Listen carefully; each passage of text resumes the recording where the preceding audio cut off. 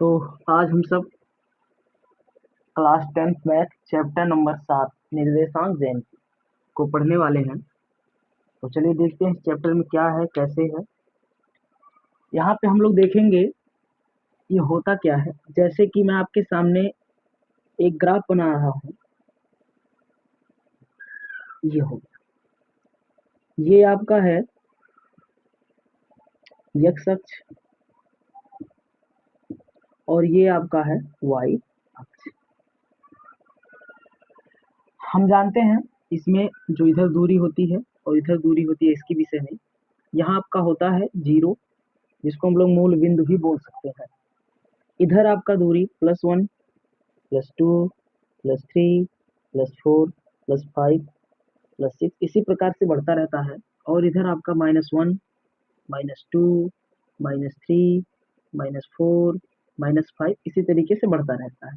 ठीक इसी प्रकार से ऊपर की डायरेक्शन में जाने पर चीज़ें +1 +2 +3 +4 +5 +6 +7 इस तरीके से जो है बढ़ता रहता है। और नीचे जाने पे ये हो जाता है -1 -2 -3 -4 और -5। तो अगर मैं आपसे कहूँ कि कोई पॉइंट है जो कि यहाँ है, इस पॉइंट का मैंने नाम दे दिया है, और मैं कहूँ ये पॉइंट का जो है निर्देशांक क्या है, जिससे पता चल सके ये पॉइंट कहाँ है, तो आप कहेंगे कि ये x से दूसरे पॉइंट पे है और y से भी दूसरे पॉइंट पे है, अर्थात इसका जो निर्देशांक होगा 2,2 हो जाएगा।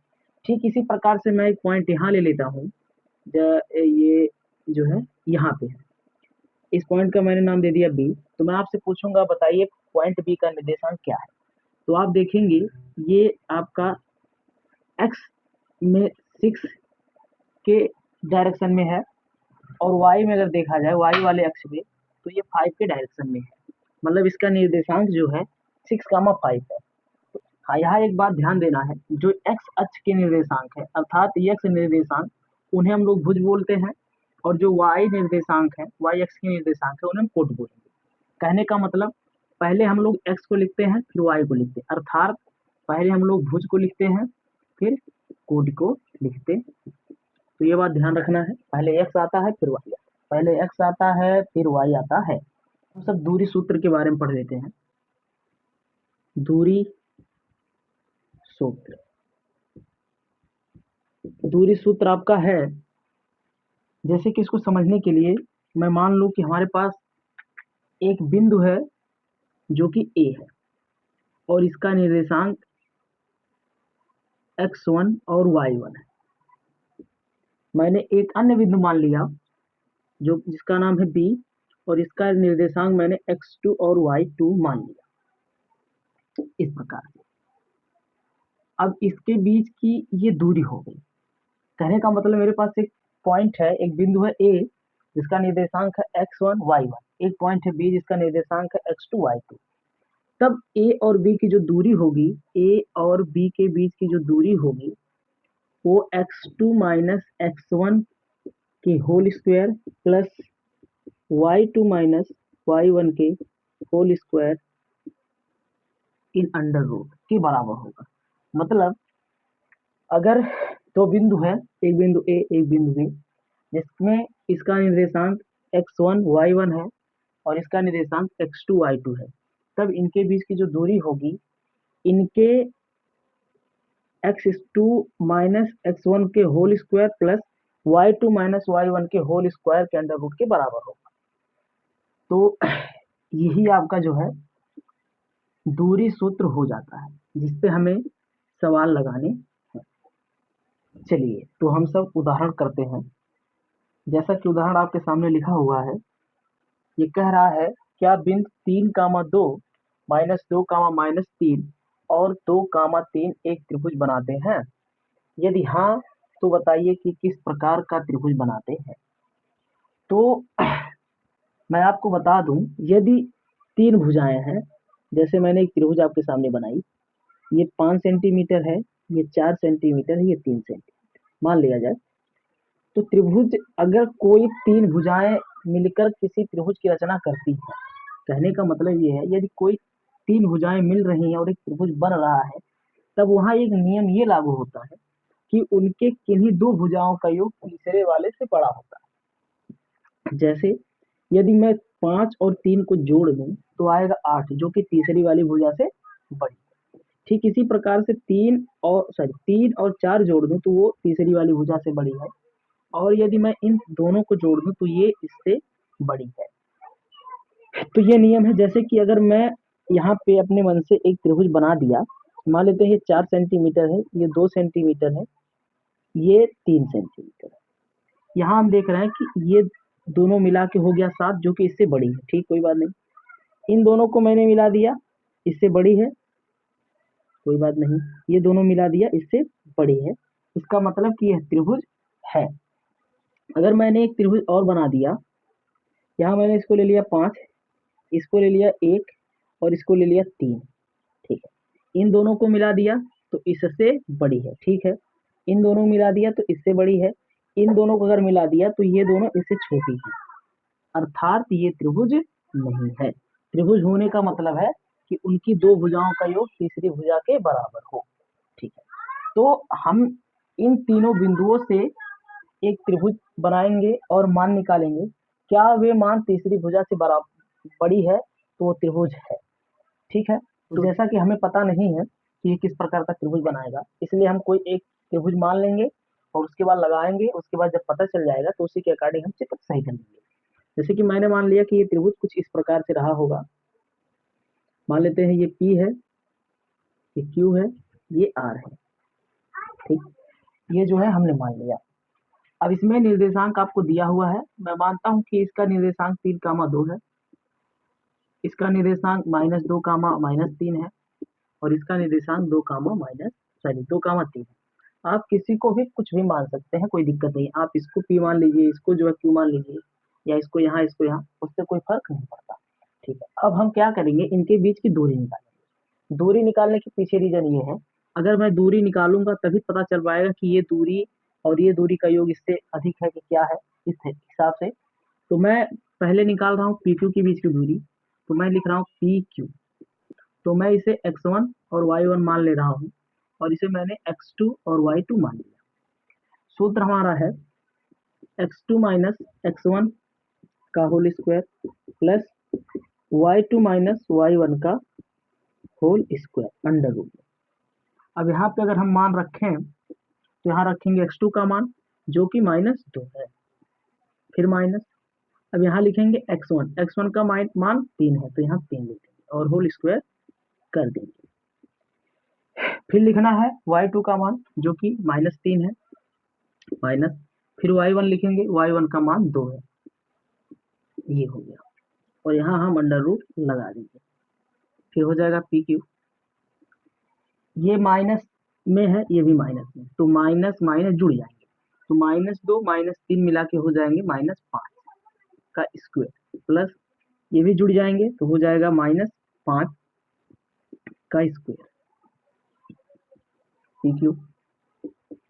-5 हो या 5 हो, दोनों का स्क्वायर हमेशा प्लस ही होता है। -5 का हो या +5, स्क्वायर प्लस में ही आएगा। यहाँ देखिए -5 है, इसका भी अगर करेंगे तो आएगा 25। इन दोनों को ऐड कर लें तो हमारा PQ की वैल्यू आती है अंडर रूट में 50।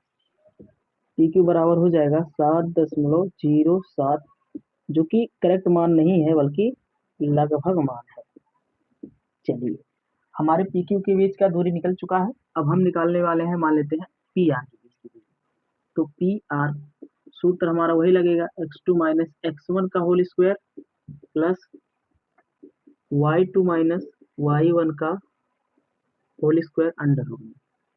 ध्यान दें, यहाँ इसको अब मुझे x1 y1 सॉरी इसको x2 y2 मानना पड़ेगा।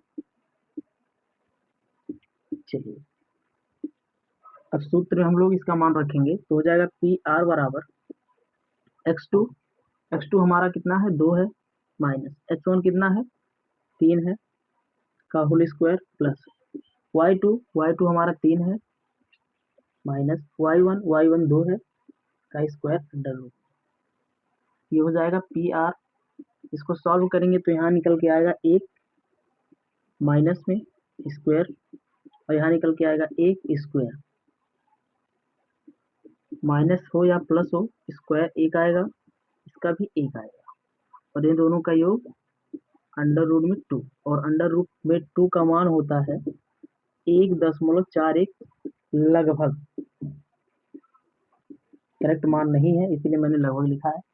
चलिए अब मुझे दो दूरियां और निकालनी है क्यू और आर का, तो मैं यहाँ लिख रहा हूँ क्यू आर के बीच की दूरी। सूत्र हमारा वही लगेगा x2 माइनस x1 का whole square plus y2 minus y1 का होल स्क्वायर अंडर रूट में। चलिए यहाँ से जो है अब इन दोनों में से किसी एक को x1 y1 मानना पड़ेगा, तो मैंने इसको x1 y1 मान लिया और मैंने इसको मान लिया x2 और y2। चलिए तो सूत्र में रखते हैं मान, तो क्यू आर बराबर x2 का मान है 2 माइनस x1 का मान है -2 का होल स्क्वायर, ठीक, प्लस यहाँ जो है y2 का मान है 3 माइनस y1 का मान है आपका -3, इसको भी मैंने छोटा सा ब्रैकेट में लिख दिया स्क्वायर और ऊपर से अंडर रूट लग गया है। चलिए क्यू आर ये हो जाएगा -2 और बाहर माइनस है अंदर माइनस है, तो ये बाहर वाला माइनस अंदर वाले माइनस को बदल देगा, तो माइनस तो हो जाएगा +2 का होल स्क्वायर, यहाँ है 3 और ये भी दोनों माइनस माइनस प्लस हो जाएंगे 3 का स्क्वायर अंडर रूट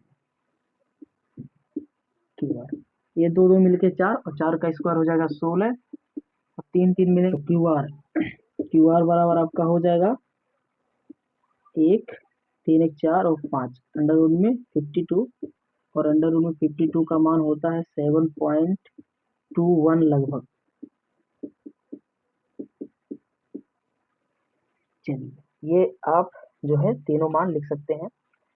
अब मैं तुलना करूंगा कि क्या इन दोनों का योग या इन दोनों का योग जो ये वाली भुजा या है तीसरे वाले से अधिक है, तो हम लोग ये देख रहे हैं अगर मैं ये भुजा इस भुजा को जोड़ दूं तो इससे अधिक होगा, अगर मैं इन दोनों भुजा को जोड़ दूं तो इससे अधिक होगा, अगर मैं इन दोनों को जोड़ दूं तो इससे अधिक होगा। कहने का मतलब दो भुजाओं का योग तीसरी भुजा से अधिक है। अतः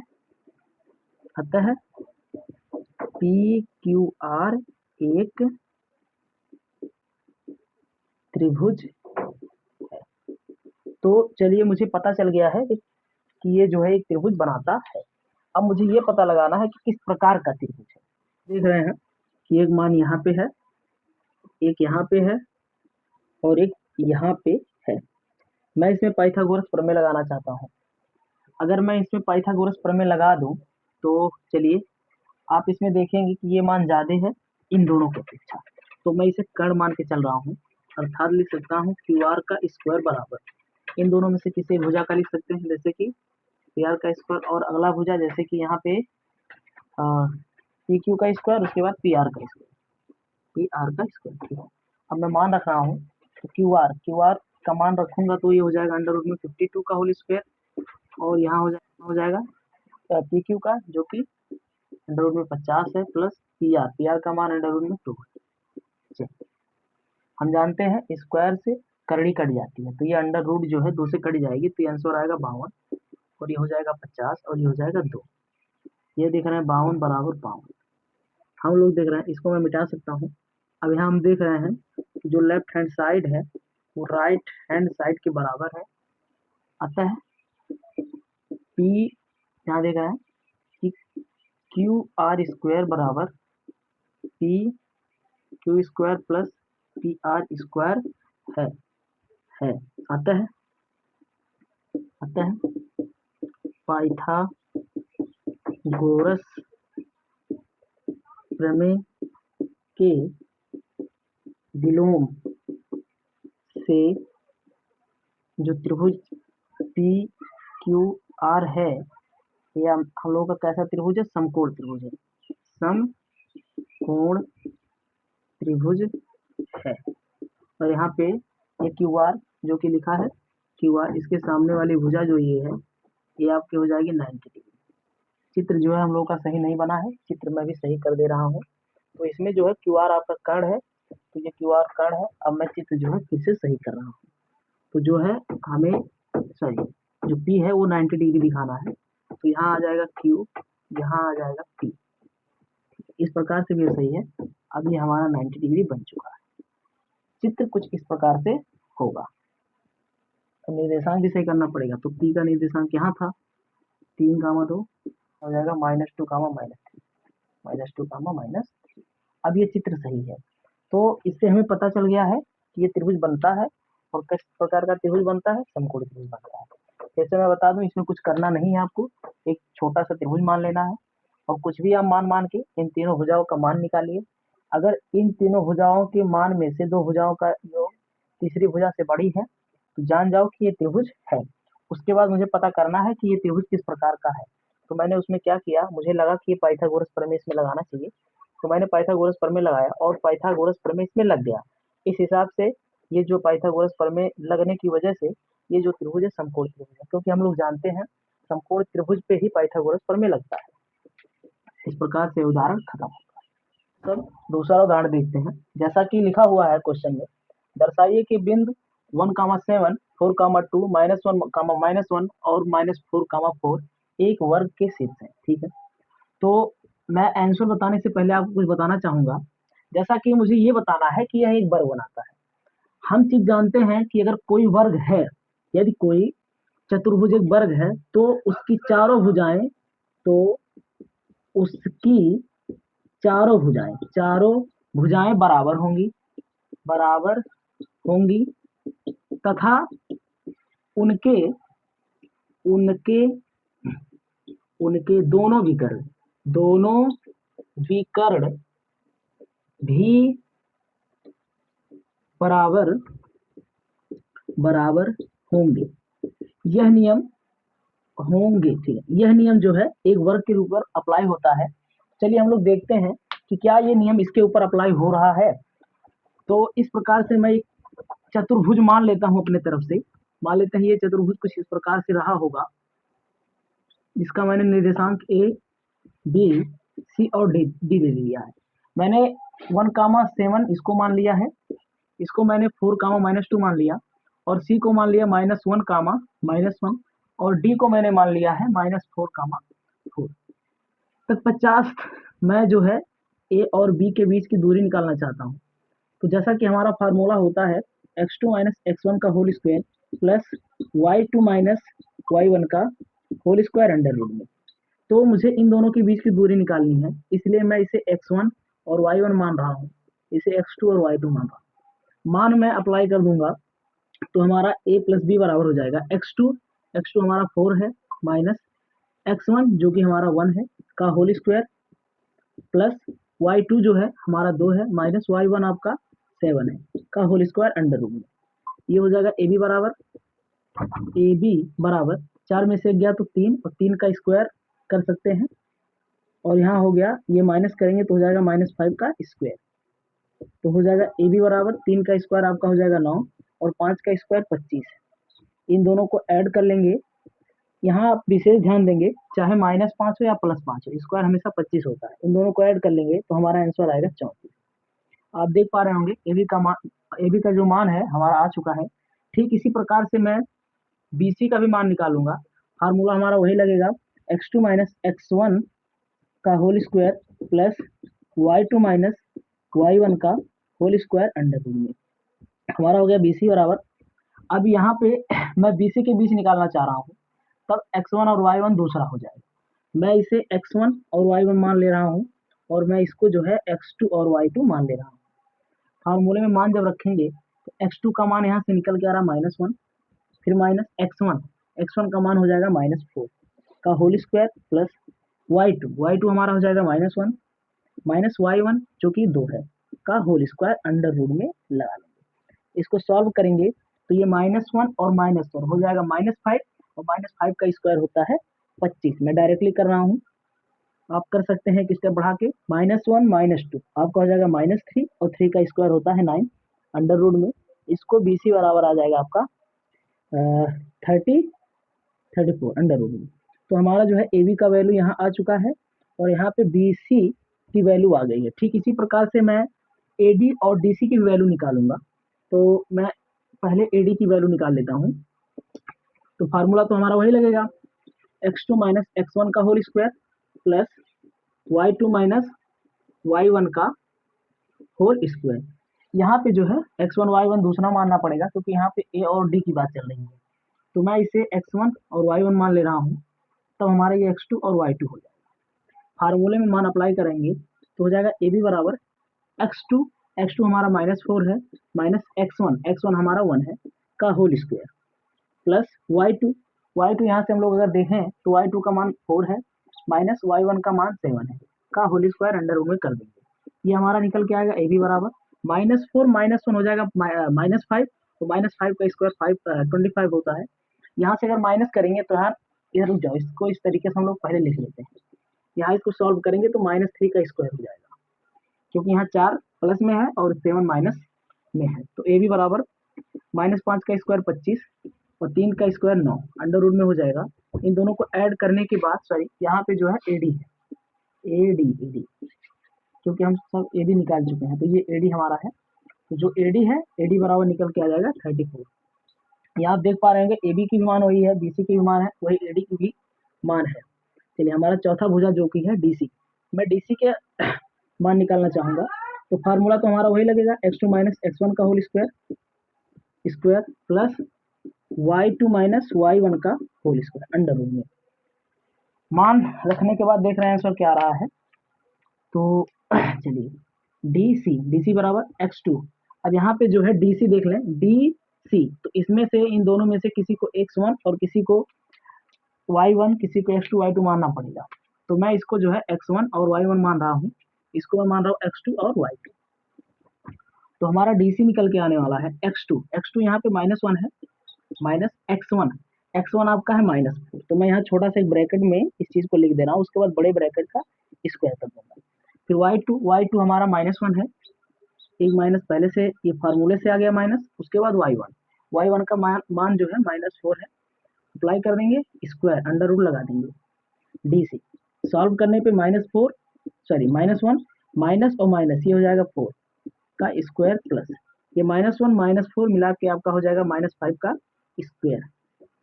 इसको मैं लिख सकता हूँ DC बराबर, इसको सॉल्व करने पे आंसर निकल के आएगा 3 क्योंकि ये माइनस में क्योंकि ये प्लस में, और ये हो जाएगा 3 का स्क्वायर और यहाँ -5 का स्क्वायर।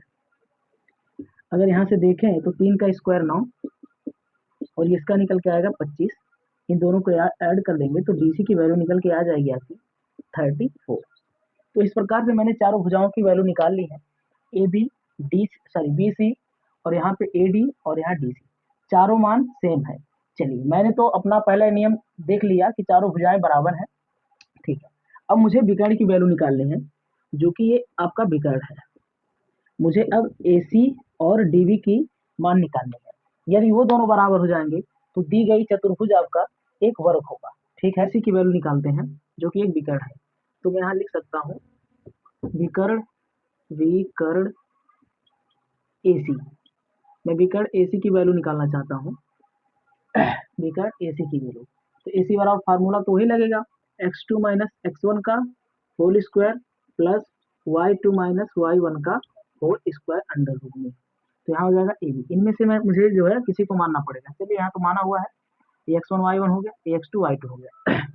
यहाँ से मैं लिखूंगा AC बराबर x2 आपका हो जाएगा -1 माइनस x1 आपका हो जाएगा 1 होल स्क्वायर प्लस y2 यहाँ हो जाएगा -1 माइनस y1 जो कि है 7 का स्क्वायर। चलिए अब ये हो गया AC बराबर -1 आपका हो जाएगा -2 का होल स्क्वायर प्लस ये हो जाएगा -1 -7 मिला के -8 और इसका स्क्वायर हो जाएगा। तो हो जाएगा AC बराबर -2 का स्क्वायर 4 होगा और प्लस 8 हो या -8 हो, सबका 64 होगा स्क्वायर, और दोनों जोड़ दिया जाए तो AC की वैल्यू निकल के आती है अंडर रूट में 68। चलिए अब दूसरा विकर्ण जो कि है हमारा है DB जो है, या BD लिख दिया जाए कोई दिक्कत नहीं है, आप BD भी लिख सकते हैं। BD ये हमारा विकर्ण है, इसके बीच की दूरी निकालनी है। तो इनमें से किसी को x1 y1 मानना पड़ेगा और किसी को x2 y2 मानना पड़ेगा। मैं इसे जो है x1 मान ले रहा हूँ और इसे y1, इसको x2 और y2 मान ले रहा हूँ। आप अगर इसको x1 y1 और इसको x2 y2 मान लेंगे, तब भी आपका आंसर वही आएगा जो आना है। ठीक है, चलिए मैं सूत्र फिर वही लिखता हूँ, x2 माइनस x1 का whole square plus y2 minus y1 का होल स्क्वायर अंडर रूट में, ये हो गया BC BD। x2, यहाँ x2 है आपका 4 माइनस x1 आपका है -4, तो ये माइनस और यहाँ पे माइनस और इसका पूरे का होल स्क्वायर प्लस y2 यहाँ पे आपका है 2 माइनस y1 है आपका 4 का होल स्क्वायर अंडर रूट में, तो हो जाएगा BC -4 और बाहर वाला माइनस अंदर वाला माइनस मिला के +4 का स्क्वायर प्लस, और इधर देखिए ये माइनस हो जाएगा तो बचेगा -2 का स्क्वायर, क्योंकि यहाँ पे एक प्लस में एक माइनस में है। ये हो जाएगा BC बराबर 4 4 8 और 8 का स्क्वायर 64, यहाँ -2 है, -2 का स्क्वायर 4, इस तरीके से ये आ गया BC बराबर 68। ठीक है, यहाँ दोनों विकर्ण भी सेम है। अब मैं देख रहा हूँ यहाँ पे लिखूंगा चूंकि AB बराबर है BC के, BC बराबर AD है, AD बराबर DC है, कहने का मतलब चारों भुजा बराबर हैं, तथा जो आपका विकर्ण है AC और बराबर है विकर्ण BD, चारों भुजाएं बराबर हैं, दोनों विकर्ण बराबर हैं, अतः या इसलिए लिख सकते हैं, अतः या इसलिए आप लिख सकते हैं, इसलिए चतुर्भुज ABCD एक वर्ग होगा। इस प्रकार से आपका उदाहरण नंबर 2 खत्म होता है। यदि आपको इसमें कोई दिक्कत है तो आप कमेंट में अपनी बात रख सकते हैं।